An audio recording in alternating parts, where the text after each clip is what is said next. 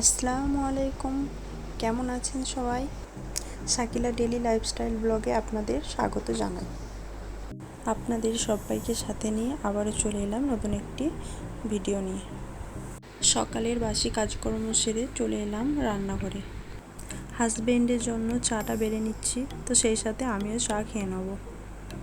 আজ কিন্তু দুজনে একসঙ্গে চাটা খেয়ে নিলাম। নিয়ে নিলাম অল্প করে মুড়ি, আর তার সঙ্গে নিয়ে নিলাম একটু চানাচুর আর দুটো টোস্ট। হাজব্যান্ডের সঙ্গে গল্প করতে করতে চাটা খাওয়া হয়ে গেল। তো হাজব্যান্ড চা খেয়ে কাজে বেরিয়ে গেল। ছেলে ঘুম থেকে উঠে পড়েছে, চলুন আপনাদের দেখাই ছেলে কি করছে। কখন উঠেছো? এখনই উঠেছো? আর উঠে কি করেছো? হিস করে দিয়েছো? হায় হায়, আমার কাজ বাড়িয়ে দিয়েছো তো। আমার সঙ্গে হাতে হাতে কাজ করবে তো তুমি?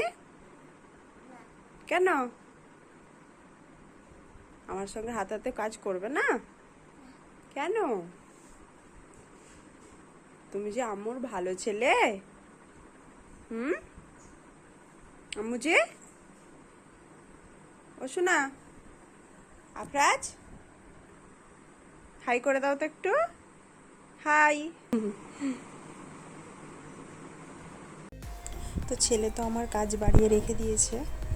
রাত্রে হিস করিয়েছিলাম, তো তারপরে আবার একবার হিস করাতে গিয়েছিলাম, তো হিস করেনি। তারপর সকালে ঘুম থেকে ওঠার আগে হিস করে দিয়েছে। তো এসে দেখছি হিস করে বসে আছে। তো কি আর করা যাবে, লেপটা আর বালিশগুলো ছাদে রোদে দিয়ে দেবো। আর বালিশের ওয়ার, বিছানার চাদর, কাঁথা আর ওপরে বিছানার ওপরে যে পেপারটা মেলি, তো সেই পেপারটা সব কিছুই কিন্তু আজকে ধুয়ে দেবো। বালিশগুলো রোদে দিয়ে দিলাম, তো এরপর লেপটাও ভালো করে রোদে দিয়ে দিলাম। ব্যাস, চলুন ভালো করে লেপ বালিশগুলো রোদে দিয়ে দিলাম। তো এরপর ঘরটা ভালো করে মুছে নেব। তো ঘর বলতে এটা হচ্ছে আব্বা মার রুম, মানে এই রুমটাতে আমার শ্বশুর শাশুড়ি মা থাকেন। তো মা আব্বার রুমটা ভালো করে মুছে নিয়ে আমাদের রুমটা মুছে নেব। ইউটিউব ভিডিও দেখে আমি কিন্তু বাড়িতে ঘর মোছা বানিয়েছি। তো সেই বানানো ঘর মোছাটা দিয়েও কিন্তু ঘর মুছি, কিন্তু তবুও মনটা খুঁতখুত করে। তো মাঝে মাঝে মনে হয় বসেই ঘরটা মুছি। তো বসে ঘর মুছলে কিন্তু ঘরটা খুব সুন্দরভাবে মোছা হয়। তবে আবার ঘর মোছাটা দিয়েও ঘর মুছি। তো হয়ে গেল শাশুড়ি মায়েদের ঘরটা ভালো করে মোছা। তো ভালো করে আপনাদেরকে ঘরটা একটু দেখিয়ে দিলাম। তো এরপর ঘরের সামনেটা ভালো করে মুছে নিচ্ছি।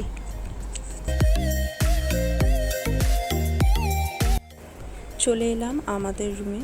তো আমাদের রুমে এসে প্রথমেই ড্রেসিং টেবিলটা ভালো করে ক্লিন করে নিচ্ছি। তো ড্রেসিং টেবিলের কাঁচটায় প্রতিদিনই প্রায় ধুলো পড়ে, তো এই ধুলোটা প্রতিদিনই আমাকে প্রায় মুছতে হয়। তো ড্রেসিং টেবিলের কাঁচটা ভালো করে মুছে ড্রেসিং টেবিলটা ক্লিন করে জিনিসপত্রগুলো ভালো করে রেখে দিলাম। এরপর ঘরটা ভালো করে মুছে নিচ্ছি।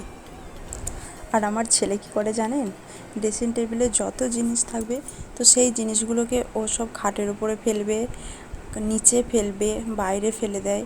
তো এরকমভাবে দুষ্টুমি করতে থাকে। তো কী আর করা যাবে, বাচ্চারা বাড়িতে থাকলে বাচ্চারা তো অন্যায় করবেই। তো সেগুলো মায়েদেরকে মানিয়ে নিয়েই চলতে হয়।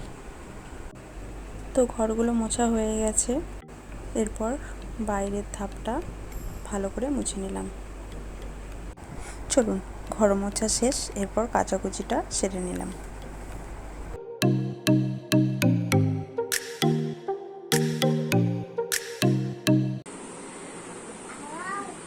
আবার পড়ে গেছো? আর তোমাকে খিদে পেয়েছে তো? খিদে পায়নি? কি খাচ্ছিলে তুমি? তুমি কি খাচ্ছিলে? মুরগির গোশ খাচ্ছিলে? আর কি খাচ্ছিলে? ভাত? আর আর কি? আর কি? বাড়ির কাজ তো করতেই হয়, তো তার সঙ্গে ছেলে কি করছে সেটাও কিন্তু সবসময় দেখে রাখি। ছাদে জামা কাপড়গুলো মেলে দিলাম, আবারও চলে এলাম রান্নাঘরে। তো আজকে রান্না করব গোশের হাড় আর চর্বি দিয়ে ডাল, আর করব ঘিয়ে করলা আলু ভাজা। আর ছেলের জন্য একটু গরুর গোশ নিয়ে জাল দিয়ে নেবো। তো সেই জাল দেওয়া গোষ্ঠের ঝোলটা দিয়ে ওকে ভাত খাইয়ে দেবো। তো এদিকে রান্নাটা চাপিয়ে দিয়েছি, পেঁয়াজটা লাল করে ওর মধ্যে গোষ্ঠটা দিয়ে তার মধ্যে নুন আর আদা রসুন বাটা দিয়ে ভালো করে গোষ্ঠটা ভেজে নিচ্ছি, যাতে আদা রসুনের গন্ধটা, কাঁচা গন্ধটা না থাকে। এদিকে তো গোষ্ঠটা হচ্ছে, আর এদিকে কিন্তু আমি ঘিয়ে করলা আলু ভাজাটাও চাপিয়ে দিয়েছি। তো গোষ্ঠটার মধ্যে আমার আদা রসুনের গন্ধ চলে গেছে। তো এরপর গোষ্ঠটার মধ্যে হলুদ গুঁড়ো, লঙ্কা গুঁড়ো আর একটু ধনে জিরে গুঁড়ো দিয়ে দিলাম। তো দিয়ে ভালো করে গোষ্ঠটা কষিয়ে নেব। তো গোষ্ঠটা আমার ভালো করে কষানো হয়ে গেছে। তো এর মধ্যে আমি একটু পানি দিয়ে দিলাম। তো দিয়ে ঢাকা দিয়ে রেখে দেবো গোষ্ঠটা সিদ্ধ হওয়ার জন্য। তো ঘিয়ে করলা আলু ভাজাটা এদিকে আমার হয়ে গেছে। তো এটা একটা বাটির মধ্যে তুলে নিলাম। তো আলুটা ভাজতে গিয়ে কড়াটা একটু ধরে গেছে, সেটা বেসিনে রেখে একটু পানি দিয়ে ভিজিয়ে দিলাম।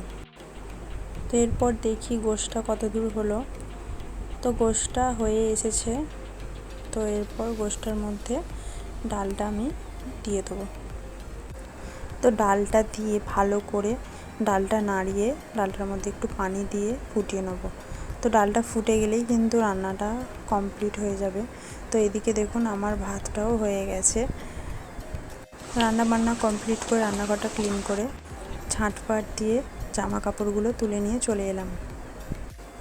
জামা কাপড়গুলো চেয়ারের মধ্যে রেখে দিয়ে বিছানাটা ঠিক করে নিচ্ছি। তো গদিটা ভালো করে খাটের মধ্যে বিছিয়ে নিচ্ছি। তো এদিকে আফরাজ দেখুন খেলা করছে।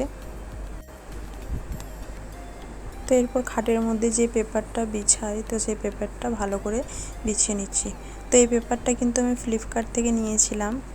তো বেশি দিন যায়নি, পেপারটা কিন্তু একদম নরম হয়ে গেছে। তো এক এক জায়গায় ছিঁড়েও গেছে। তো কী আর করা যাবে।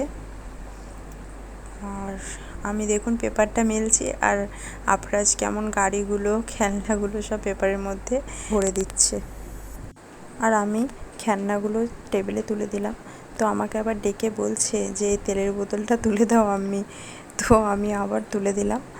তো এরপর আমাকে একটু কাজে হেল্প করছে দেখুন। তো আমাকে বালিশগুলো এনে দিল। দেখুন আমার ছেলে কিন্তু আমাকে হেল্প করলো। তো চাদরটা ভালো করে টান টান করে বিছিয়ে নিলাম। তো এরপর বালিশের ওয়ারগুলো বালিশে লাগিয়ে নিচ্ছি।